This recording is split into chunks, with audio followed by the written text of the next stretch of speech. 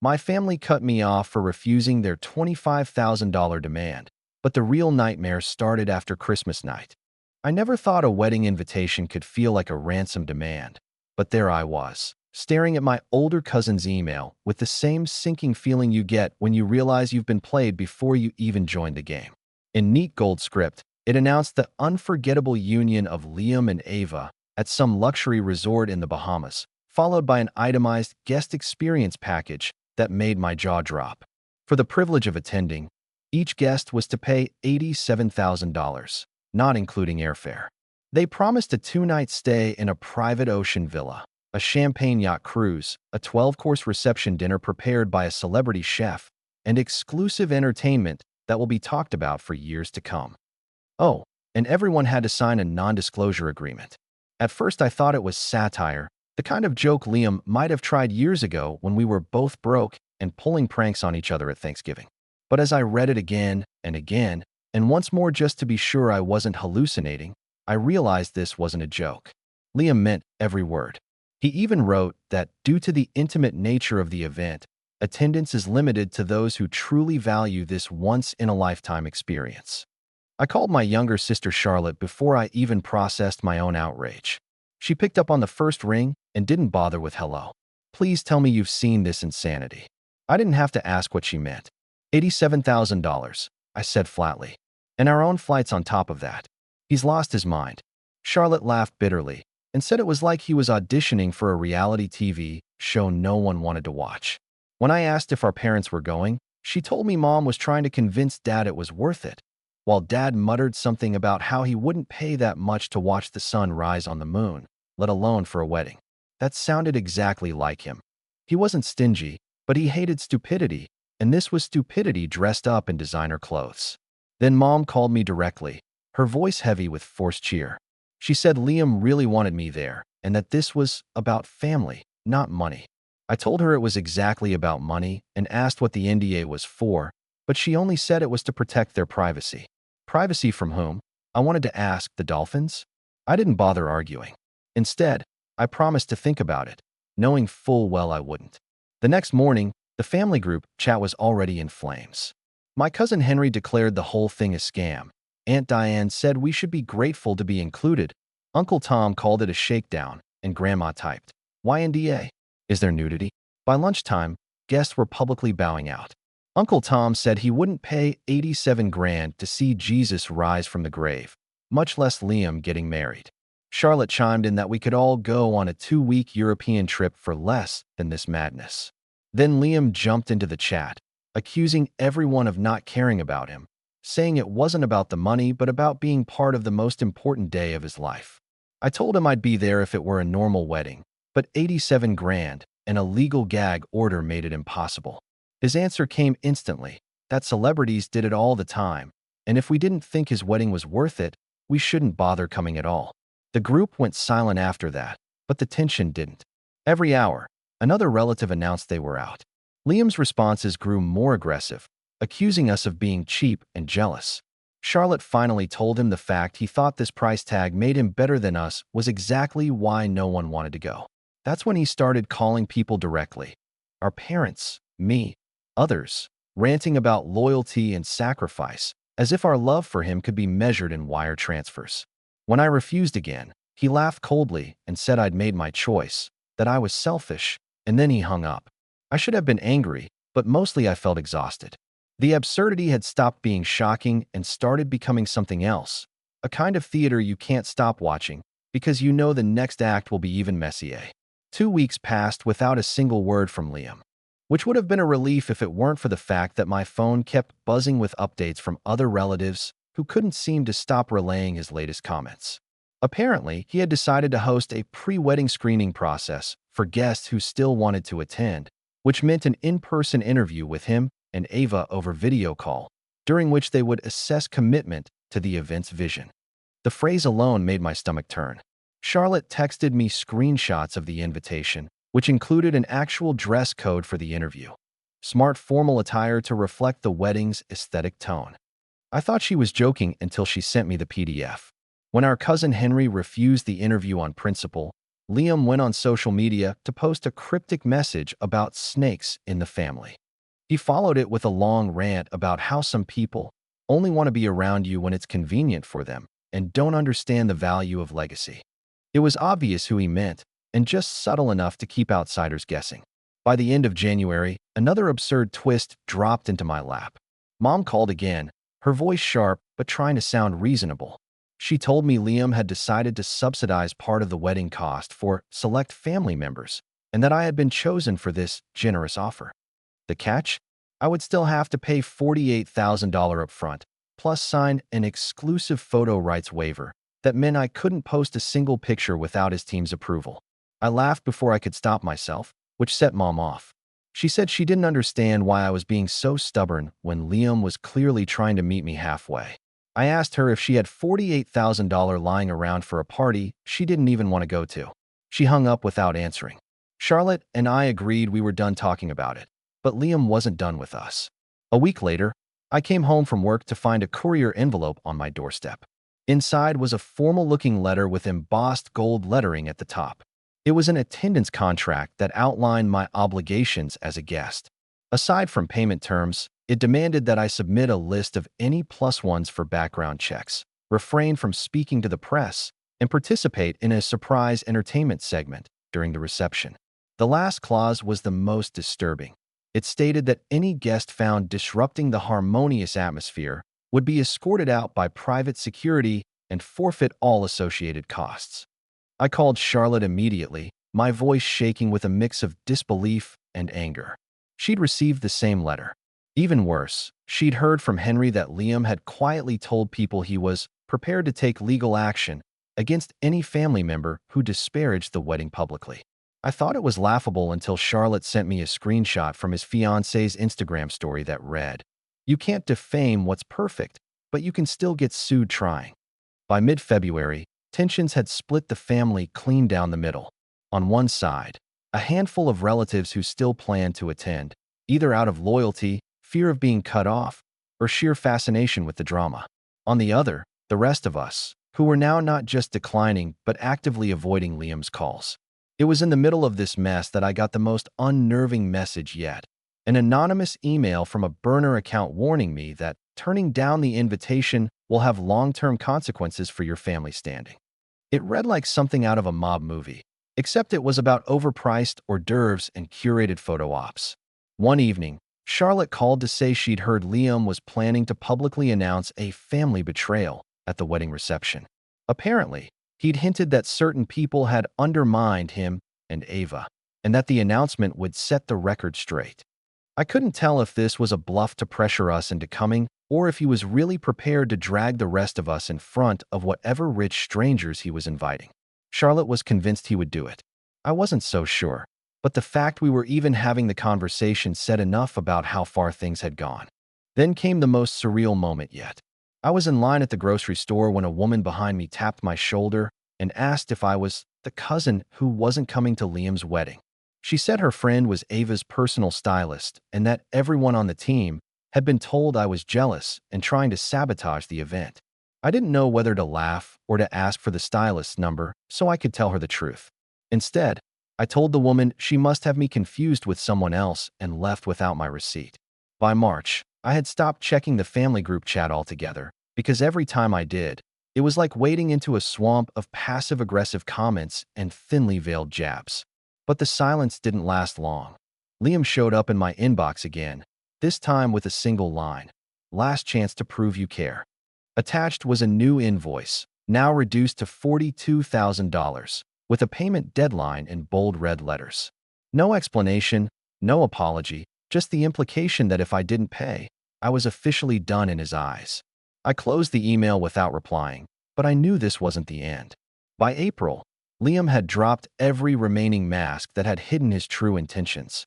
The polite invitations, the fake charm, and the claims of family unity were gone. In their place stood a relentless need to control every detail of how this story unfolded. It began quietly, with mutual friends pulling away, liking fewer of my posts, replying to my messages with vague excuses. Then Charlotte sent me screenshots from a private Facebook group where Ava's bridesmaids mocked a jealous relative trying to ruin their day. They didn't mention my name, but everyone who mattered could easily fill in the blank. Within a week, the attacks had moved from whispers to direct interference in my life. A coworker at the clinic took me aside after lunch, her voice low but urgent. She explained that someone had called pretending to be from a professional verification agency and had asked about my employment history, my personal finances, and whether I had ever been involved in suspicious activities. She refused to answer any questions, but she could tell the caller was fishing for something damaging. I couldn't prove Liam was behind it, but the timing lined up too perfectly to dismiss as coincidence. The following Friday night, while I was home with a glass of wine, my phone exploded with notifications. Liam had tagged me in a carousel of photos, luxury cars, diamond jewelry, tropical resorts, each captioned with remarks like, "Some claim they can't afford to support family, yet find money for themselves." Several images were mine from years ago, mixed with stock pictures I'd never seen. The goal was clear: humiliate me publicly and paint me as a selfish fraud. Charlotte called the next morning, furious. She had been tagged too, though her captions were slightly different, accusations that she followed poor influences and was too afraid to take a stand alone. It wasn't random pettiness anymore. This was targeted humiliation designed to fracture our relationships and isolate us completely. Days later, another hit landed. My landlord's office emailed to say they had received an anonymous report accusing me of operating an unlicensed business from my apartment. It was absurd, and I could disprove it in minutes, yet it was still infuriating. The stress of defending myself against deliberate lies drained every bit of energy I had left. I could practically hear Liam telling himself that I was finally feeling pressure. Around that time, I began noticing a silver SUV parked across the street from my building far too often to be random. The drivers changed, sometimes a man wearing sunglasses, sometimes a woman pretending to scroll her phone, but the car itself appeared again and again. It might have been paranoia, yet after the calls, the social media posts, and the false complaint, it felt deliberate. Charlotte told me to go to the police, but I didn't know how to explain it without sounding unhinged. My cousin wants me to pay $42,000 for his wedding, and now I think he's watching me wasn't exactly the kind of statement that inspired quick action from law enforcement. The breaking point came in a plain, unmarked envelope shoved into my mailbox on a Tuesday evening. Inside was a printed photograph of me leaving the clinic, my body circled in thick red ink, with the words, "You still have time to do the right thing," typed underneath in a sterile font. No return address, no handwriting, nothing to connect it directly to Liam, but I knew. I called Charlotte instantly, and her reaction confirmed my worst suspicion. She had received the same thing, except her picture was of her car parked in front of her house. That was the moment I stopped hoping this would fade on its own. I began documenting everything: screenshots of posts, copies of letters, notes of every unusual vehicle sighting, timestamps of strange calls, even short descriptions of how each incident unfolded. The fear I'd been carrying shifted into a sharper, more determined focus. Every attempt to intimidate me became another entry in a growing file that I planned to keep until the day it was needed. Still, the toll was impossible to hide. Friends asked if I was sleeping properly. My boss commented that I seemed distracted during patient consultations. Every unexpected knock on my office door made my chest tighten. It wasn't Liam's physical presence that worried me. It was the fact he could escalate endlessly without ever leaving his fingerprints on anything. By early May, I no longer saw this as a feud over an overpriced wedding. The ceremony was just the battlefield he'd chosen for his latest power play. Somewhere deep inside, I understood the most unsettling truth of all. The Bahamas wedding might not even be his ultimate goal. It was simply the backdrop for whatever finale he was building toward, and he was determined to force me into my role, whether I wanted it or not. That night, lying in bed and staring at the ceiling, I realized that waiting for him to make the next move was giving him exactly what he wanted. He wanted me cornered, reactive, unsure of what was coming next. I made myself a promise that if he crossed one more line, any line, no matter how small, I would respond in a way that could not be undone. It wouldn't be polite, it wouldn't be quiet, and it would make sure he understood, once and for all, that I wasn't just refusing his invitation. I was refusing to be part of his game entirely. 2 weeks after the envelope appeared in my mailbox, I realized Liam was far from finished. One evening, As I left the clinic, I noticed a man standing across the street, leaning casually against a brick wall with a coffee cup in hand. His gaze never shifted, not when I glanced at him, not when I reached my car keys. He didn't speak, didn't follow, but there was intent in the way he watched me. It wasn't casual curiosity. It was the kind of attention that feels like it's mapping every step you take. By the time I pulled out of the parking lot, he had vanished. The next morning, Charlotte called to tell me she had found a single white rose taped to her front door, its stem neatly wrapped in twine, petals glistening with dew. No card, no explanation, just a quiet sign that someone had been close enough to her home to leave it there. She didn't need to ask my opinion. We both understood the message. It wasn't romantic or kind. It was a statement, a reminder of how easily someone could reach into your life and leave a mark without your consent. I told her to get cameras. She told me they were already on their way. 3 days later, my work email was hacked. Patients began calling the clinic, alarmed by messages that appeared to be from me, asking them to confirm payment details for upcoming appointments. The messages were professional enough to pass a quick glance, but wrong enough to damage trust. Hours were wasted with the clinic's IT consultant as we locked down passwords, restored settings, and sent apology emails to every single recipient. Each hour stolen from me felt deliberate, calculated, and personal. Whoever was behind this was not just trying to scare me. They wanted to chip away at my credibility, piece by piece. It became obvious that I needed help outside my family. I called Ethan, an old college friend who now worked as a private investigator. I laid it all out for him. The SUV, the strange man, the fake accusations, and the flower on Charlotte's door. He didn't laugh or dismiss me. Instead, he said harassment like this usually escalated before it ended. Within 24 hours, he installed a discreet camera above my apartment door, slipped a GPS tracker into my car, and told me to keep a log of everything, even if it seemed insignificant. 1 week later, Ethan sent me a still from my building's camera. It showed a man in a baseball cap slipping an envelope into my mailbox at exactly 11:43 p.m. The shadows obscured most of his face, but the profile was clear enough. It wasn't Liam. It was Tyler, one of Liam's old college friends. I hadn't seen him in years, but I remembered the night he bragged about how Liam always got what he wanted because he knew how to make people regret saying no. Suddenly, the puzzle pieces began to fit together in a way I didn't like. Charlotte confirmed that Tyler had been at the last family barbecue, boasting about his new security consulting business. That could explain the SUV, the flower, and the man outside the clinic. But it didn't explain why they were so bold. The harassment didn't stop. One Friday evening, I received a video call from an unknown number. Against my better judgment, I answered, only to see a live feed of my own apartment door. Someone was there, standing motionless. Before I could speak, the call cut off. Ethan later said they had been there for less than 30 seconds. I was done playing defense. I contacted a cousin on my father's side, someone Liam hadn't spoken to in years after a failed investment scheme. Within a day, he sent me a screenshot of a text Liam had mistakenly sent to the wrong group chat. She's too stubborn to break, but will make her wish she'd just paid.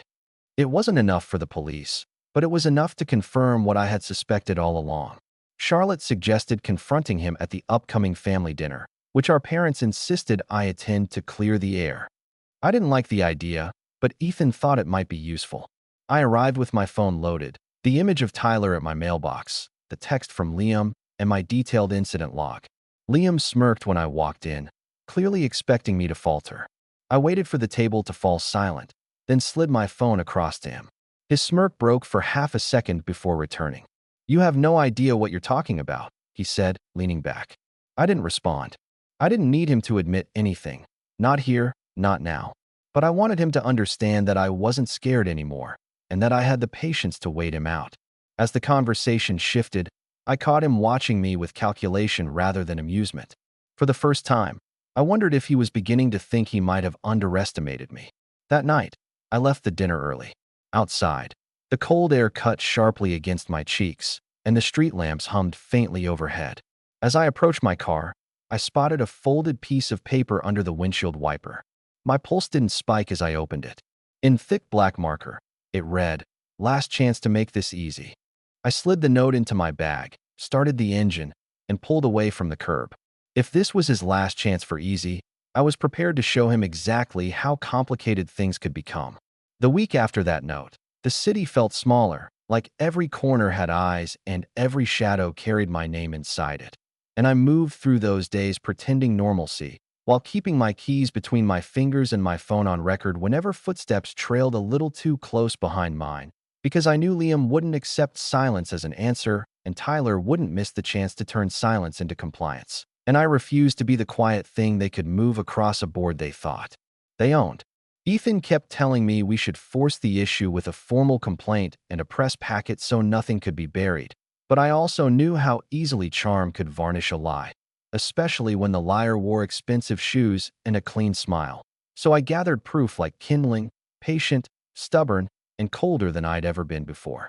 Charlotte called each night with the same brittle calm, asking whether I'd eaten, whether I had checked my door camera, whether the unknown number called again around 9, and every time I told her yes, and every time the call ended with breath and silence. The exact same rhythm like a metronome beating out my boundary. And maybe that repetition was a lullaby for them, because it almost lulled me into believing this would stay ritual instead of turning brutal. It changed on a Tuesday when I found my front door locked but unlatched, a detail easy to miss. And inside there was nothing moved except a single half-inch of the living room rug, pushed forward like someone had tried to put it back and left a fingerprint made of dust. And I stood there listening to a house that felt like a throat swallowing, then backed out and went to Ethan's office without even locking behind me. He swept the place with a rented scanner and a patience he probably only used around bomb techs and frightened friends, and he found nothing, which meant the point hadn't been planting, it had been proving, a little theater to say, we can be here whenever we like, and I believed them because the couch still smelled faintly of cologne I didn't buy. That night, I traced the harassment map on paper and realized how neatly it bowed around Liam's calendar, never touching his travel days, always spiking after he posted photos with Tyler or the old fraternity crew, and the pattern made something new inside me, not panic and not revenge, but the quick, ugly clarity you get when you finally stop arguing with the truth.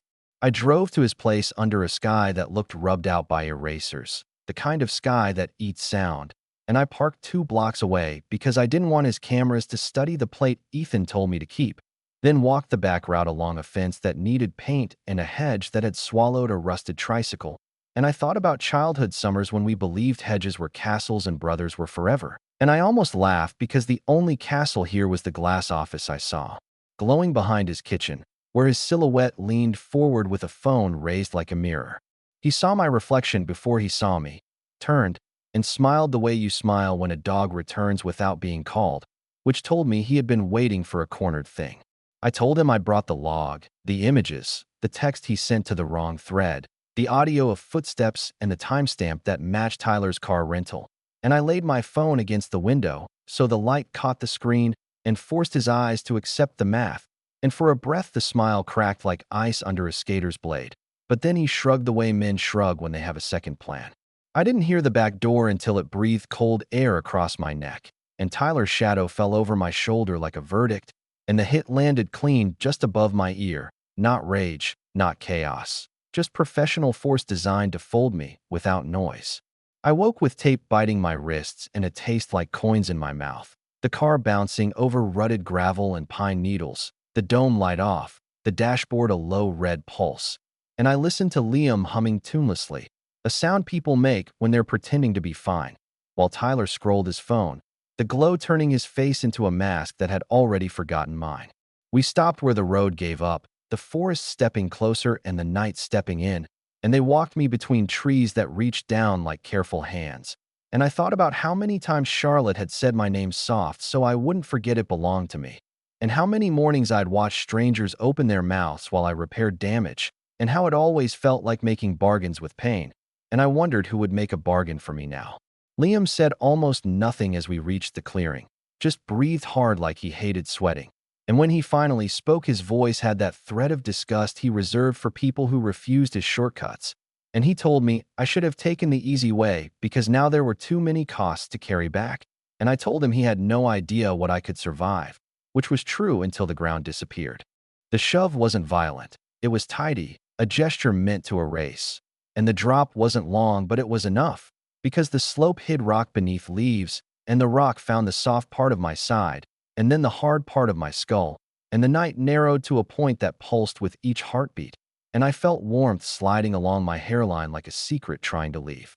Above, the trees blurred into a ceiling with moths winging along it, and somewhere far away a branch snapped, and the crunch of retreating steps counted out a certainty I couldn't bargain with. And I thought about Ethan texting and getting no answer, about Charlotte calling the police and slicing through indifference with the steadiness she saved for broken systems. And I hoped they would both forgive the day I left them with silence. Time loosened its fingers and I slipped between them, but flashes still reached me, and I saw a pair of headlights turn wrong and hesitate, and I heard a woman's voice say hello like it was a rope she could throw down, and I tried to call back, but breath had become something I owed and couldn't afford, so I moved my fingers instead, tapping slowly against the leaves the way Charlotte and I used to tap messages through apartment walls when we were too sad to speak, and I imagined she would feel this rhythm anyway, because love travels stranger paths than cars or roads or fists. The woman scrambled down with the panic of someone who doesn't yet know what blood means, pressed her scarf against my temple the way you press wishes into fountains, and told me to stay with her. And I wanted to say I had never left, not really, that I had been holding that stubborn center even while fear built houses on it. But the edges were going, and her face blurred into the shape of every friend who ever chose me without price. Sirens came like a promise that arrived 2 scenes too late, and the night bent around their red language, and voices layered over voices. Ethan stronger than the rest, because he always spoke like he had maps no one else could read, and I felt hands lift me, and weight shift, and cold air bite new skin, and for a heartbeat I believed I might be smuggled back into my life as though this were only a rehearsal. The ambulance smelled like plastic and lemon, the ceiling lights cutting the dark into squares, and a medic whispered numbers to another medic while Ethan kept saying my name as if repetition could braid me to the stretcher. And I focused on the numbers the way I used to focus on measurements and margins when precision could fix things. And the numbers slipped, but I chased them anyway, because chasing was the last thing that was still mine. Somewhere the driver shouted for clearance, and the siren climbed and swore. And I thought about the ocean I promised myself I'd see in spring, about the long blue distance and the glittering edges where waves learn to fall and rise again. And the thought made a small warmth inside the cold, which felt like proof that beauty is stubborn, and I held that as the pain unstitched itself into light. I don't know where endings go when they finish, whether they sink or rise or scatter like birds when the gate swings open. But I know what I want carried forward, and it is simple even while it is fierce. Tell Charlotte I kept the rhythm. Tell Ethan he was right about the map and wrong about the ending. Tell anyone who meets a smile that shines too clean to touch it like a blade instead of a blessing. And if someone ever stands outside your door with a flower taped there like a threat, please remember my voice exactly as it sounds right now and bolt the lock and call for help and choose the kind of stubborn that keeps you breathing. The lights above me slowed and widened like eyes deciding to close, and the medic told Ethan to move back. And Charlotte's ringtone split the air inside the van and kept ringing even when Ethan couldn't spare a hand to answer. And the ring folded into the siren, and the siren folded into a hush that belonged to neither of us. And in that hush, I thought about the first time I cleaned my own apartment after stopping the monthly payments and how the floor gleamed like a new road. And I smiled because it meant I had already stepped onto it. The hush turned into a hallway with doors that opened on places I had loved. The clinic at morning with coffee steam lifting like prayers, the park where Charlotte and I counted dogs to calm ourselves, the porch light at our parents' house that once felt like safety and later like theater, and I walked past each door without stopping because love doesn't stay in rooms, it follows you out, and I needed it outside. The hallway shortened and widened at the same time, a trick I would have admired if I weren't so tired. And at the end there was only sky, the kind you can fall into without landing, the kind that doesn't demand, and for once I was allowed to move without being followed, without being priced, without being measured, and I went as far as I could take myself, and then a little farther, carrying the stubborn center that still belonged to me, and I set it down gently where it could learn to rise.